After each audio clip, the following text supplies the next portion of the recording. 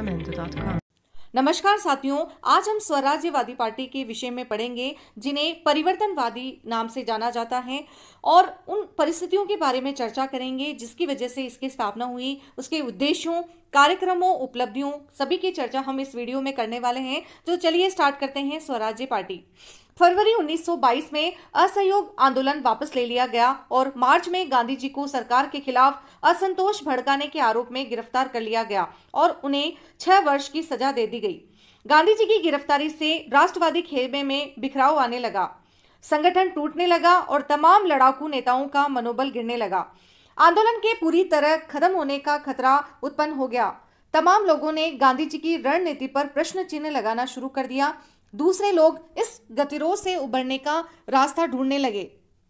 CR दास और मोतीलाल नेहरू ने औपनिवेशिक सत्ता का विरोध जारी करने के लिए एक नई रणनीति की वकालत की। उन्होंने सुझाव दिया कि राष्ट्रवादी आंदोलनकारी विधान परिषदों, लेजिस्लेटिव काउंसिलों का बहिष्कार बंद करें। इन परिषदों का सदस्य बनकर वे पाखंडी संसद का पर्दाफाश करें और परिषदों के सभी कामों में रुकावट डालकर नौकरशाही के इस नकाब को उखाड़ दें।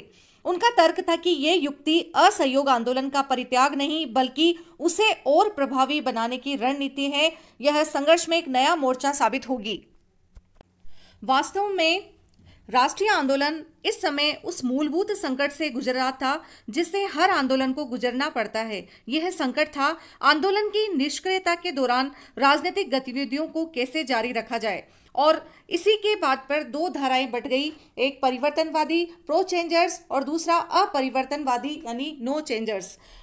वो नेता जो कांग्रेस के कार्यक्रम में परिवर्तन की मांग कर रहे थे वो प्रो चेंजर्स या परिवर्तनवादी कहलाए और वह नेता जो गांधी जी के नेतृत्व एवं कार्यक्रम में पूर्ण विश्वास रखते थे एवं किसी भी प्रकार के परिवर्तन के पक्ष में नहीं थे वो अपरिवर्तनवादी कहलाए। इनके प्रमुख नेताओं में प्रो चेंजर्स में यानी परिवर्तनवादी प्रमुख नेताओं में देशबंधु चित्तरंजन दास और पंडित मोतीलाल नेहरू थे और वहीं इनके अपरिवर्तनवादी जो गांधीवादी विचारों पे थे उसी राजगोपालाचारी, सरदार वल्लभ भाई पटेल और राजेंद्र प्रसाद इनके प्रमुख नेता थे।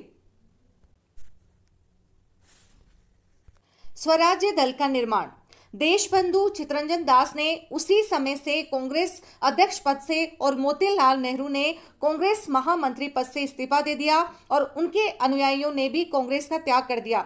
गया बिहार में ही परिवर्तनवादियों ने 1 जनवरी 1923 को कांग्रेस से अलग स्वराज्य पार्टी के संगठन की घोषणा कर दी और अनेक कांग्रेसियों को पार्टी का सदस्य बनाया गया। स्वराज्य पार्टी का प्रथम अधिवेशन इलाहाबाद मार्च 1923।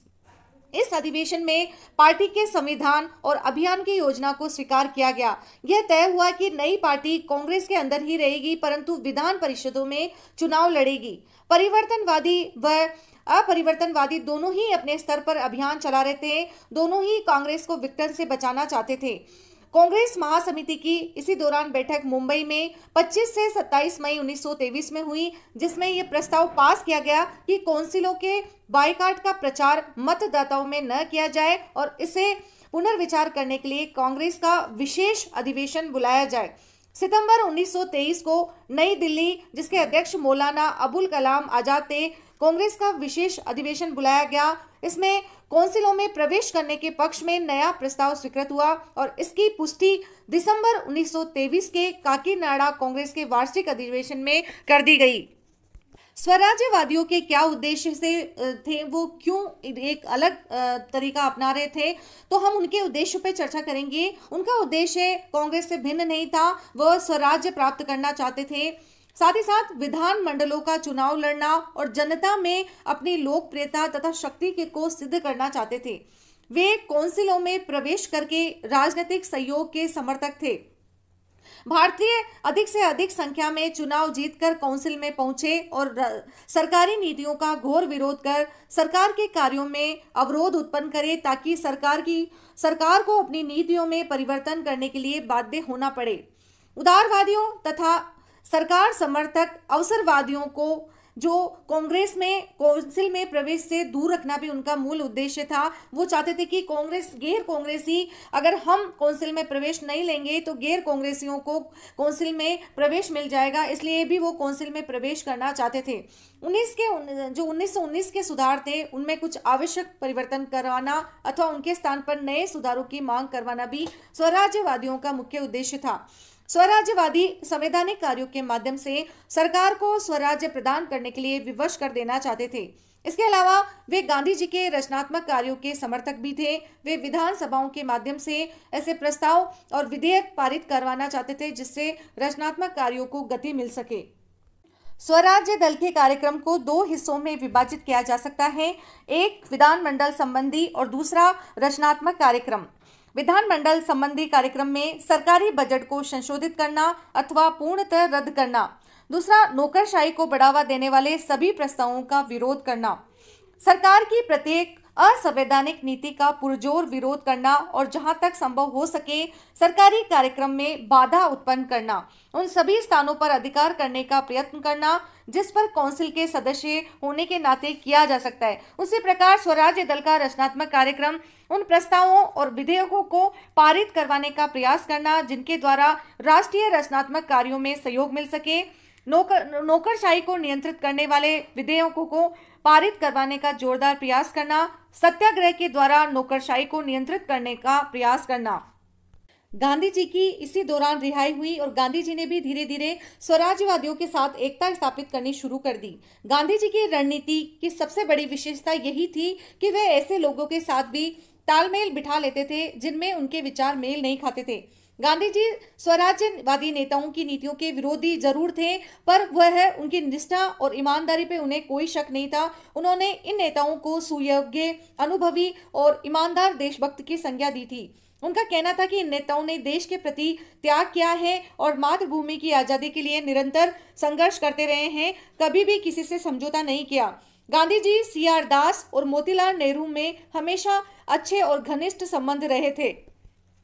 गांधी जी ने देखा कि विधान परिषदों में हिस्सेदारी शुरू हो चुकी है, अब इसमें पीछे हटना या इनका विरोध करना गलत होगा क्योंकि सरकार तथा जनता इसका गलत अर्थ लगाएगी।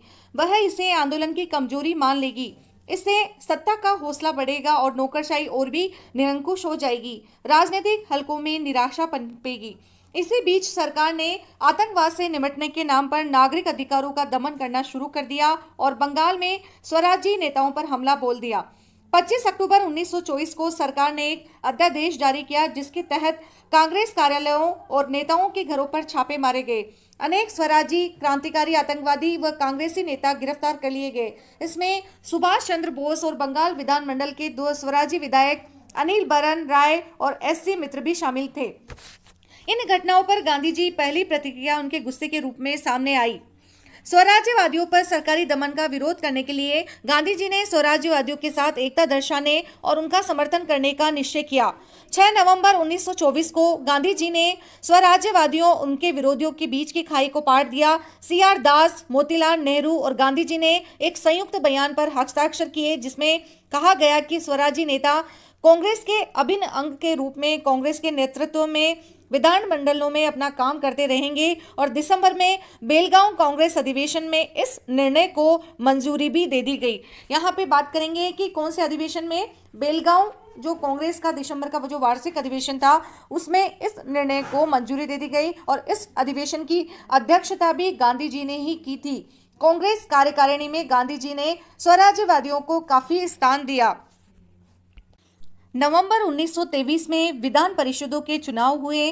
14 अक्टूबर को जारी अपने घोषणा पत्र में स्वराज्यवादियों ने साम्राज्यवाद के विरोध को चुनाव का मुख्य मुद्दा उठाया। स्वराज्यवादियों को चुनाव प्रचार का बहुत कम समय मिला और बहुत वोट भी उन्हें कम मिले थे। सेंट्रल लेजिस्लेटिव असेंबली में स्वराज्यवादियों ने साझा राजनीतिक मोर्चा बनाया। इसमें जिन्ना के नेतृत्व में उनके समर्थक, उदारवादी व व्यक्तिगत रूप से कुछ विधायक जैसे मदन मोहन मालवीय शरीक थे। अधिकतर सूबों में भी इस तरह का राजनीतिक मोर्चा बनाया गया और हर मौके पर सरकार को पराजित करने का निर्णय किया गया। स्वराजी वैसे तो हर मामलों में सरकार का विरोध करते रहे, पर 3 बड़े मुद्दों को काफी जोरदार ढंग से उठाया गया।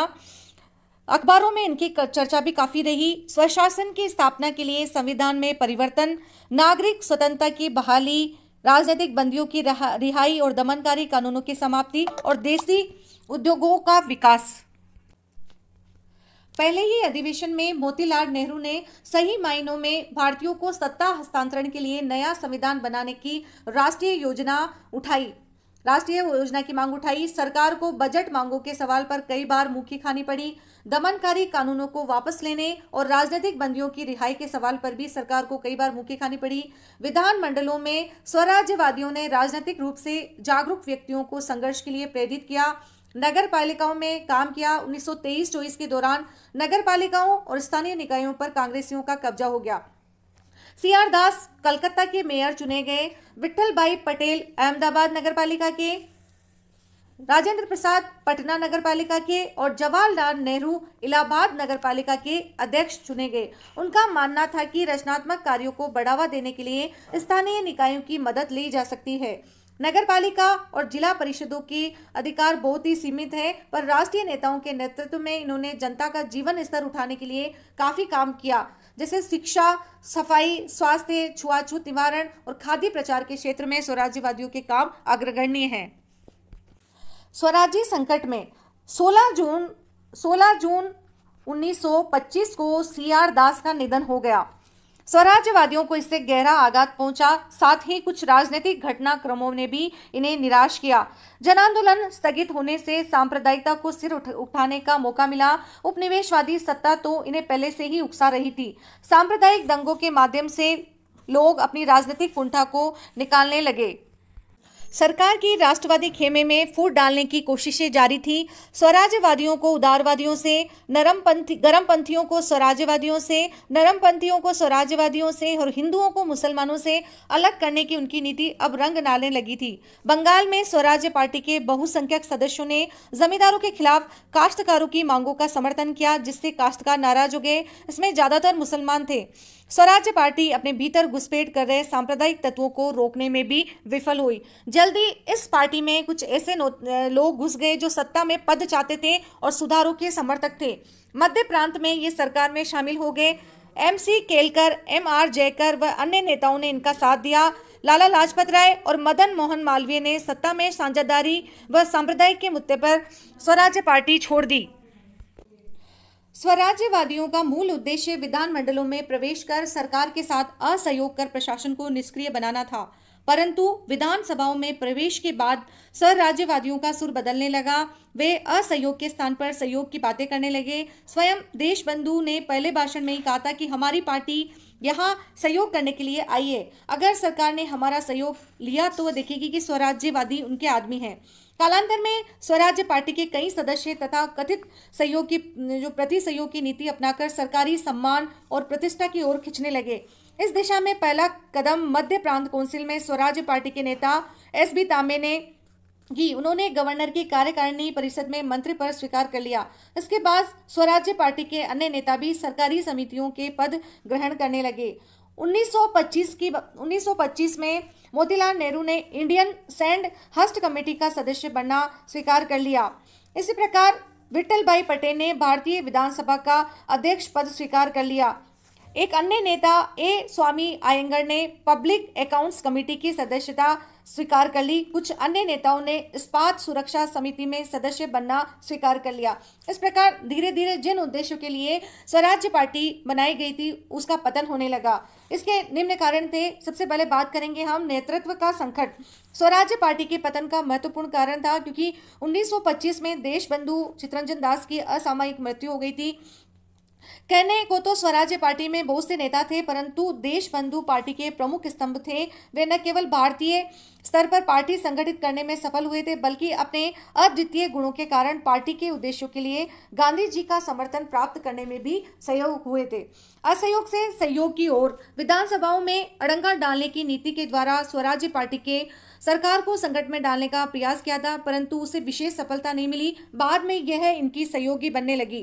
कांग्रेस की आंतरिक घटनाओं का प्रभाव। स्वराज्य पार्टी कांग्रेस के अंदर एक स्वतंत्र दल था। इसी दौरान मदन मोहन मालवीय और लाला लाजपत राय ने भी कांग्रेस के अंदर एक स्वतंत्र दल की स्थापना कर ली। इस दल ने हिंदुत्व का नारा दिया। धीरे धीरे अनेक स्वराजी इस दल से जुड़ने लगे। परिणाम स्वरूप स्वराज्यवादियों की जो संख्या थी वो तेजी से घटने लगी और इसकी जो शक्ति थी वो कमजोर पड़ने लगी। नेताओं की पदलिप्सा। देशबंधु की मृत्यु के बाद अनेक नेताओं ने सरकार को खुश करने और अपने स्वार्थों की पूर्ति के लिए अपने आदर्शों को त्याग दिया। वे सरकारी समितियों की सदस्यता पाने अथवा अन्य प्रतिष्ठित पद पाने की उधेड़-बुन में लग गए। कई नेता इसमें सफल भी रहे। अतः हम अगर स्वराज्य पार्टी का मूल्यांकन करें, उसकी सफलताओं और असफलताओं पर आधार पर भिन्न भिन्न लेखकों ने भिन्न भिन्न विचार व्यक्त किए हैं। कुछ विद्वानों ने स्वराज्य दल की अड़ंगा नीति को अव्यवहारिक और तर्कहीन बताया है। उनके मतानुसार इस प्रकार की नीति के द्वारा स्वतंत्रता अथवा स्वराज्य प्राप्त करना असंभव था। इसके विपरीत कुछ अन्य विद्वानों का मत है कि स्वराज्य दल की नीतियों को अव्यवहारिक मानना उचित नहीं होगा। उनका मूल्यांकन करते समय हमें उसकी राजनीतिक स्थिति को भी ध्यान में रखना होगा। गांधी जी के असहयोग आंदोलन की विफलता के कारण सारे देश में निराशा और बेचैनी व्याप्त थी और जनता इस मार्ग का पुनः अनुकरण करने को तैयार नहीं थी। ऐसे समय में स्वराज्य दल ने सरकारी दमन की चिंता न कर जिस उत्साह के साथ जन अधिकारों की रक्षा की वकालत की, उसमें लोगों में एक बार पुनः आशा का संचार हुआ। स्वराज्यवादियों ने भारतीय विधानसभा और प्रांतीय विधानसभाओं ने कई बार सरकार को परास्त कर दिखाया और सरकार को कई बार अपनी नीतियों का पुनरावलोकन करने को बाध्य सा कर दिया। उन्होंने अपनी अड़ंगा नीति से वैध शासन को असफल बना दिया। यह उनकी महत्वपूर्ण उपलब्धि थी और उनका मूल्यांकन करते समय इसे नजरअंदाज नहीं किया जाना चाहिए। इस प्रकार स्वराज्यवादी पार्टी राष्ट्रीय आंदोलन की एक महत्वपूर्ण धारा थी। नमस्कार।